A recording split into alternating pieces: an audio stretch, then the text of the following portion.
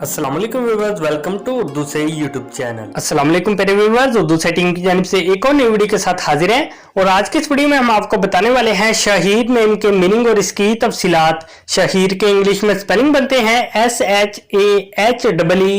Jeans लड़का है, जुबान है अरबी और इसका मज़हब है मुस्लिम। शहीर के मायने हैं नामवर, शोहरत याफ्ता, मशहूर, नामी ग्रामी। शहीद नाम का शुमार लड़कों के नामों में होता है। शहीद नाम की इब्तदाई तारीख अरबी ज़बान से निकलती है। शहीद नाम के अफराद के लिए खुशकिस्मत नंबर 2 माना जाता है, जबकि खुशकिस्मत दिनों में जुम्मा और हफ्ता शामिल है। खुशकिस्मत धातों में हिस्सों के हिसाब से लोहा शामिल है।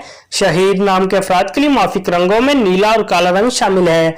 शहीद नाम के अफराद के लिए मुआफिक पत्थरों में नीलम शामिल है। शहीद नाम में 7 हरूफ है और ये एक लफ्ज बनता है।